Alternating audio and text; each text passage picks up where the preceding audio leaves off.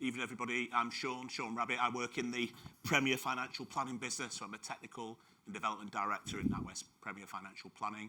So really great opportunity to introduce you to some of the specialists that sit behind the scenes for Natwest. So our objective from today is to bring alive some of that specialism that the Premier team have. And we've got a really exciting panel to do that for you. One of the most important things that we want to do is think about where we are sat today in terms of our position. And these guys have got an expertise that I want them to introduce to you. So actually, without further ado, Scott, if I could ask you to introduce yourself, your role within the Natwest Group and how you support our Premier customers in doing that. Sure. Well, good evening, everyone. I'm Scott Livingstone. I'm not a banker, so don't come to me for anything resembling investment advice or economic advice. I advise the bank on geopolitics. I'm a former British diplomat, 20-odd years in diplomacy, and I now focus on helping the bank make the best possible decisions when it comes to international politics and international affairs, and also helping clients. So helping that there's a high level of situational awareness across the bank and across the clients. And that's what I do for the bank. Thank you. Fahad, please. Good evening, everybody. Nice to see you. My name is Fahad Kamal. I'm the Chief Investment Officer, as it says over there, which is a fancy and long title that says basically helping to put your money to work, to make sure that it is doing all the things that you expect of it over time, and that we help to achieve your goals, your financial goals. That is the primary, that's the job. Obviously, I don't do it alone. There's a large team, and we obviously rely on experts. I'm the only one up here, by the way, on stage that doesn't have an OBE, so, you know. But there's still time, huh? Absolutely, yes. So, last but not least, by any means, Irene. So my name's Irene Wolstenholme, and as it says there, I'm a chartered accountant and chartered tax advisor. Now, we don't give tax advice anywhere in the bank, and you mustn't expect any actual tax advice, but my role is to talk generally about tax, to sort of indicate some of the things that are happening, some of the things you might want to think about. And then, if necessary, I can sort of introduce you to people who can help you very specifically.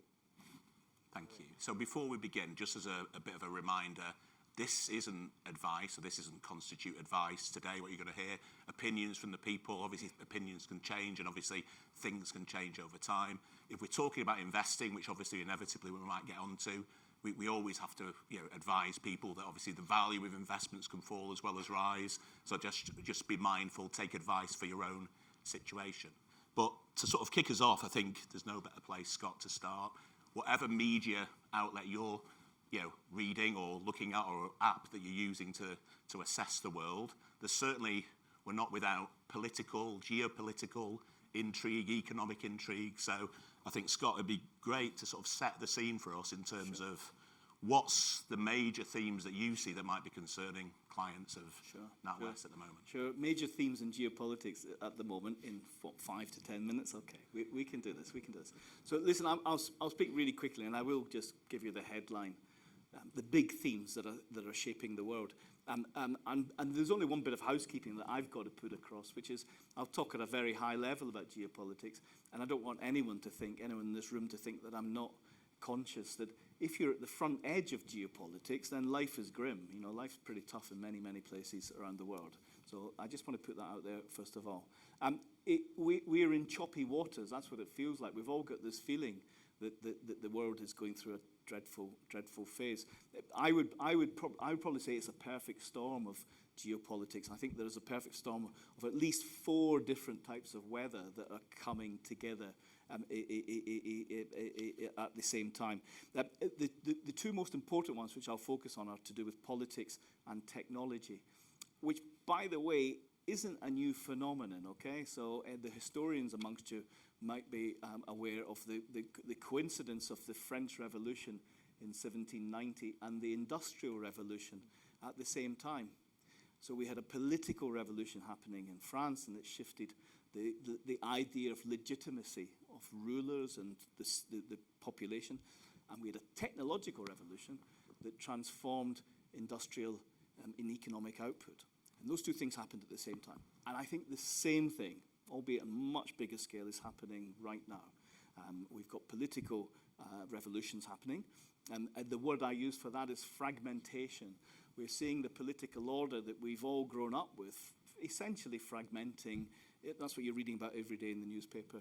And it could be the fragmentation of power as power moves from the west of the globe to the east, as we see the rise of China as a superpower, as we see the rise of middle powers, countries like India or Saudi Arabia or Turkey. These are all rising, and the political dynamics are changing. And then there's a completely new category of power that's rising at this stage, the technological giants. I mean, some of these technological power that's rising at this stage, the technological giants. I mean, some of these technological companies have got budgets bigger than many countries and have got a global reach, and they can influence people better than any other country. So it's a completely new category of power. So we've got this fragmentation's happening. We're also seeing a fragmentation in some of the institutions and structures that have governed our lives, certainly everyone in this room, from the Second World War onwards. Certainly here in the West, we've had institutions like the UN set up, the World Bank, the World Health Organization. They're all coming under pressure, and they're all either being ignored or there are competitors that are coming up through the winds. Think of Donald Trump's Board of Peace. You've seen that as a competitor, essentially, to the Security Council of the United Nations. So institutions are fragmenting as well. We're also seeing a fragmentation of ideas. There was a time when there was a consensus on some essential ideas, like some of the UN articles about territorial integrity. That's being challenged. Some of the science particularly around climate, is being challenged. So ideas are breaking up as well. So I put it to you that that's the political fragmentation we're going through. At the same time, we're going through technological revolutions. And these technologies range from computing power, which will be shortly enhanced by quantum, through to automation and robotics. And now AI is the bit of automation we're all talking about. If we were in an industrial setting, you'd be talking about robots. If you're in a war-fighting situation, you're talking about drones, automated weapons. That's the transformation that's happening there. But also so too, transformations in science in space, particularly in sensing, what we can launch into an orbit that can tell us what is happening on the planet. Going through a radical shift in capabilities in that area. Energy, transportation, and then my favorite one, the area of technology that I don't think gets the credit it ought, and I think could become the most important one, which is biotechnologies. The ability to manipulate genetics, for example, is going to make history this century. And I'm increasingly of the place where geopolitical power in the middle of this century will depend on technology rather than on territory, for example. So I put it to you that we've got political transformations happening. We've got revolutions in technology. You put these two things together, and you've got this perfect storm that we're looking at right now. Just out of interest, the other two major drivers, I think, which are still happening, and they really are impacting on geopolitics. The first one is climate change, and the second one is the changes to our demographics across the globe. You know, aging populations, shrinking birth rates, etc., or bulging populations and many unemployed young people. Those two other factors still matter. But for tonight, I'll focus on politics and technology. So what does it mean? So if you put those two things together, a couple of big issues pull out. And to answer your question, Sean, I think the first one is, unfortunately, and one of the most immediate effects is it makes warfare more affordable, I'm sorry to say, and more countries can conduct what they think warfare is, which is why, guess what, we're seeing more wars. There are more wars taking place now than at any time since the Second World War. We're at a 30-year high in casualties from warfare across the globe. We're at a 50-year low in resolving those wars. So they go on and on and on. And we're at a 20-year high in the number of countries who are getting involved. So it's becoming more internationalized. Something like 175% increase in the number of countries involved in wars in the last 20 years. So that's a feature of this mashing of politics and technology. I think what that does as well is it gives an opening to countries to revisit old grievances, stuff that frankly annoyed them, sometimes going back to the post-war era to 1948, crucial year for grievances to be laid down in the world. They're being reopened. And you could look at Putin's invasion of Ukraine, full-scale invasion in 22, as this idea of a grievance that had been lingering, certainly in his worldview, for a long time, and he felt that was the perfect opportunity. But we're seeing that across the globe, this idea happening. The other thing we're seeing is, coming back to my point about technology in the middle of the century, we're seeing a race for technological capability. People in countries and governments have woken up to the idea that the supply chains, that whatever you have for technology, can be weaponized. If you've got an adversary, then they can either grip the supply chain and choke off your supply, or they can somehow disrupt it, interrupt it. And President Trump is using that to some effect with tariffs, and President Xi is using it to some effect with the control of rare earths.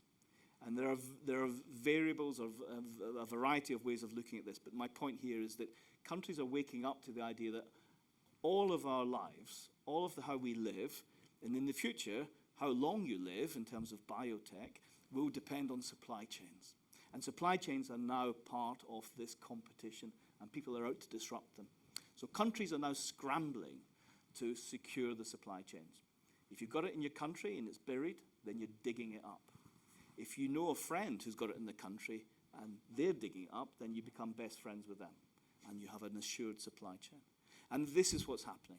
So we've seen fragmentation, we've seen revolution in technology. What we're now seeing, and what's going to dominate the rest of this decade, will be a realignment of these relationships, a restatement of supply chains as countries realize they've got to have some form of assurance.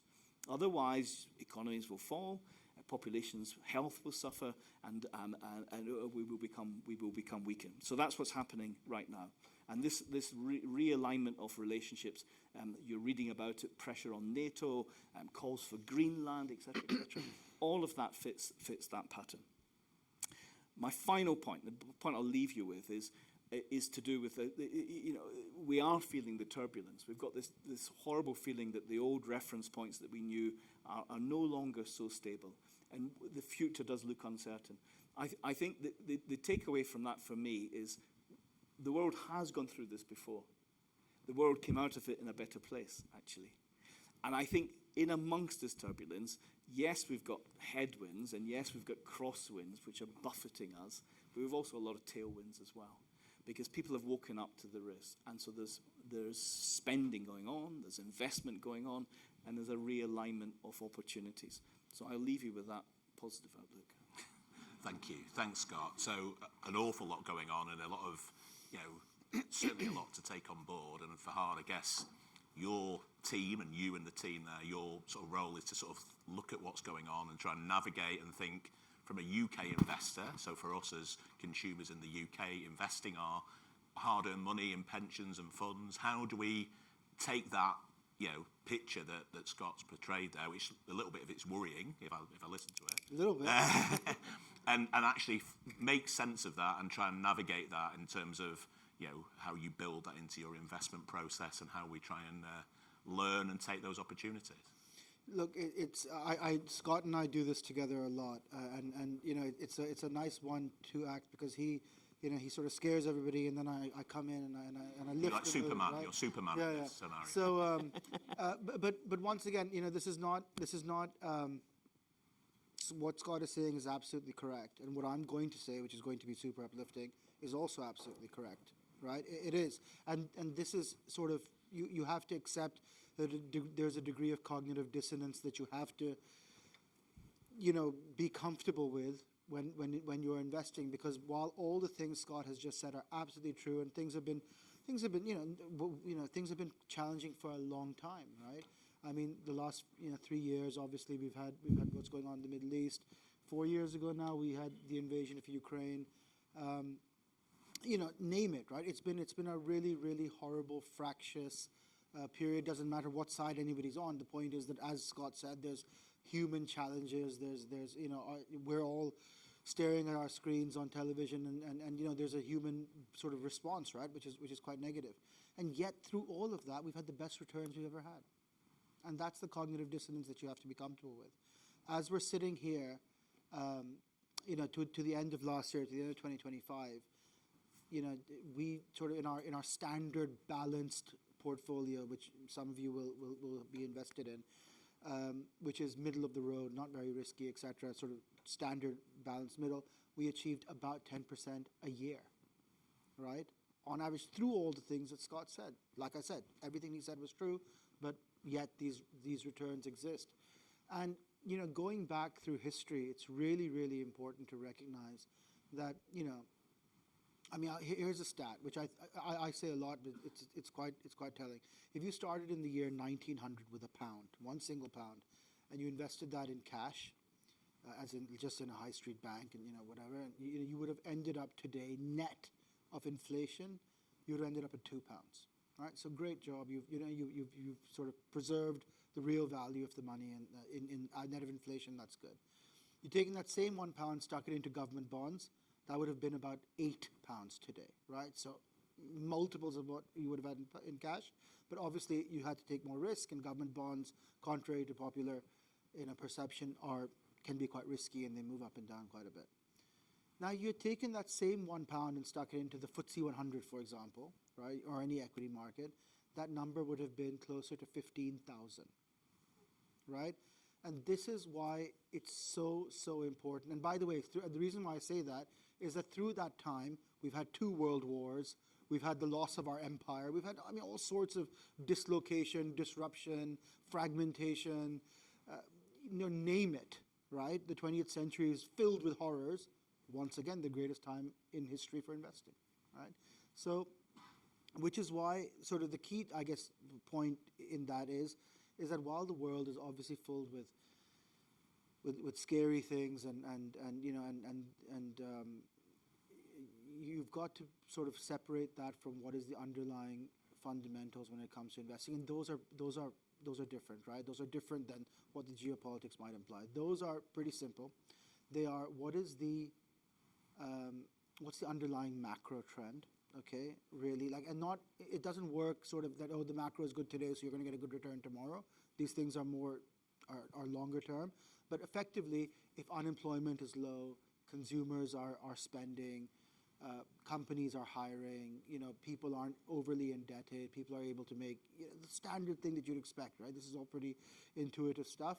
In that environment, companies should do well, right? People will be hiring, companies want to sell their products, people are buying their products, earnings grow, and that's a favorable environment. And then if earnings are growing, you want to have exposure to companies that have growing earnings, because that's where you get your returns from, and that's the difference between having a guaranteed return in a government bond, versus taking risk on the upside. And over time, historically speaking, risk has paid off in spades, right? In spades. But it's not for everybody. Nothing goes up in a straight line. The downside of having that huge additional return is that it can be incredibly scary. Last year in April, for example, you saw that markets fell precipitously in weeks, right? And if you wake up one morning and your balance is 20% lower than it was the day before, that's terrifying, right? We get that. Which is why it's really, really, really important and critical that you are investing with your eyes wide open and fully cognizant of the worst case scenarios, right? And the worst case scenarios are the more equity risk you've got, the more risk you're taking, the bigger the shock might be one day given, what might happen. But if you are comfortable with that, and you should be, right? Because investing is not a short-term game, it's a long-term game, right? If you are, you have to accept that there are going to be times where the most unusual, unexpected, crazy things will happen. A US president will stand up with a placard and, whatever, right? Or one day somebody will invade somebody. The things that the only guarantee and certainty you've got is that you don't know what's coming in the future, right? But something will come and it will surprise and shock, and markets can adversely react to that quite strongly. But then you just have to get through it realize that in advance, make sure that you're only taking as much risk as you're comfortable taking, and let time do the rest, frankly, okay? Because at the end of the day, if I do a great job, right, I might be able to add 1% or 2%, or if I do a horrible job, maybe I'll lose 1%, because we're quite, constrained in the risks that we can take, etc. The real function of your, if you're achieving your goals, etc., is going to be how long you stayed in and how aggressive you were in your outlook for risk. And by the way, that's not to mean that you should be over aggressive or anything like that. As I said, as long as you are comfortable with the fact that you have to know very clearly that in a worst case scenario, an asteroid hits the Earth, how much loss am I willing to take in any given month, kind of thing. Get comfortable with that number. Do some scenarios with your financial planners, with your wealth managers, and come up with a number. And then just let time and risk do its job. And then, of course, I'll probably help as well, a little here and there. But it's sort of those are the basic dynamics that you should be looking at, and that's what we do as well. We spend a huge amount of time, and I'll end here, is that is trying to separate. So it's a common phrase in markets. We're trying to separate the signals from the noise, right? And a lot of what you see on the news every day, the news cycle, the tweets, the craziness, tends to be noise, okay? And I'll give you an example of that. And please, I don't mean to be callous in any way. And this is not a view on geopolitics. If you look at all of the crises we've had over the last few years, whether it's Ukraine, Russia, the Middle East, etc., you add all of those countries up, and you tell me what percentage of Coca-Cola's or Microsoft's earnings, or or Google's earnings, or whatever Natwest's earnings does that make up? And the answer is basically vanishingly thin, right? It's almost nothing. And that's the key point, where all these things have an enormous psychological impact. We have to ask ourselves as investors, what does it really matter to the earnings profile, to the underlying macro conditions, and is this a good or bad time for taking risk? And ultimately, that's sort of how we approach the world, which is how we can live in a world where there is disruption and chaos, frankly, but at the same time be very, very laser focused on what matters in terms of risk-taking and investing, which oftentimes are not the same thing. But sometimes they are, but most of the time they're not. Thank you. We will get opportunity for you to ask questions for both Fahad and Scott in a moment. Just as, again, a bit of a reminder, we talk about investing, and you've talked about financial planning and the benefit of that. You do need to sort of sit down and have that conversation, be alive that investing isn't without risk. So, make sure it's right for you. Values can fall as well as rise. Irene, so financial planning at the heart of what we do, and I know we get the benefit of having you as part of the team that support us from a financial planning perspective.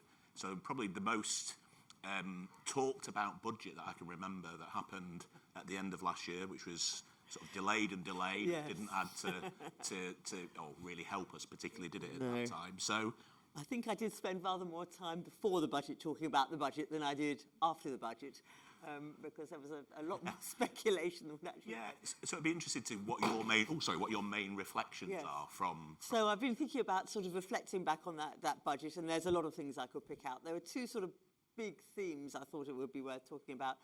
One is just the way that, in fact, an awful lot of the tax raised is actually from, well, basically just not raising any thresholds and not really doing anything. So, for example, the income tax threshold of 12570 is now frozen until 2031, which you might just notice 2 years after the next election is due to be called, but there we go. So 2031, that will be nearly 10 years it's been at that. And in fact, for the inheritance tax threshold, we'll be getting pretty much 20 years by the time that has any chance of changing. So there's a lot that goes, that is actually just done for little things like that, not increasing thresholds, small amounts of increases to tax on things like dividends, interest, that sort of thing coming along the lines. A lot of people are having to think a lot harder about where their income is in comparison to where these thresholds are, particularly that £100,000 threshold, where particularly if you have children are getting some of these childcare vouchers, the difference between 99,500 or whatever and 100,500 is enormous. So there are a lot of people having to really put some things thought into that. So that's one thing. The other thing is something that you probably don't need to, haven't thought about too much, but basically is all the changes to inheritance tax. Now, there are obviously two really big changes coming into inheritance tax. This year, the changes to inheritance tax if you have your own small business or the farmers in particular. And then in 2027, the changes to inheritance tax on unused pension funds. Now, in both cases, where you were in those inheritance tax exemptions and suddenly find that you're not now, to be honest, you didn't really have to think about them much beforehand. Now you most certainly do. So this is really a big encouragement to take one's head out of the sand and have a really good think about what the point of having all this money in your business or your pension or whatever is, and how you want that to pass down. So that's a theme that actually I don't think I've had from a budget in that way for quite a number of years. Yeah, and I think I was reading that for a lot of clients, probably their second biggest asset after their home is their pension pot. Yes, absolutely. And that's quite significant. Yeah. We see a lot of clients where there is a massive inheritance tax problem, but if you fast forward to April 2027 and look at the value of pension pots, it's a significant issue. So we're coming to the end of the tax year, and we're approaching a new tax year, so people have probably got about a month to make some decisions. Yes, as you may notice that the 5th of April is actually Easter Day, so in fact, if you actually want to do anything in the way of year-end tax planning, you have to do it by about the 2nd of April, because then we have bank holidays and so on. So there's always the normal sorts of tax planning. You know, have you made sure you've got as much into your pension as you're meaning to? If you're sort of giving away £3,000 under the IHT amounts you can give away each year without having to worry about it, you know, have you done that? Have you funded your ISA, that sort of thing?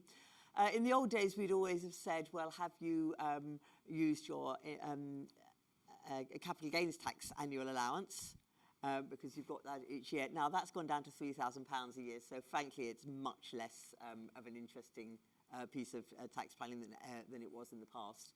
But there are all of those sorts of things that are still, you know, they're little things, but they do add up over the years. Yeah.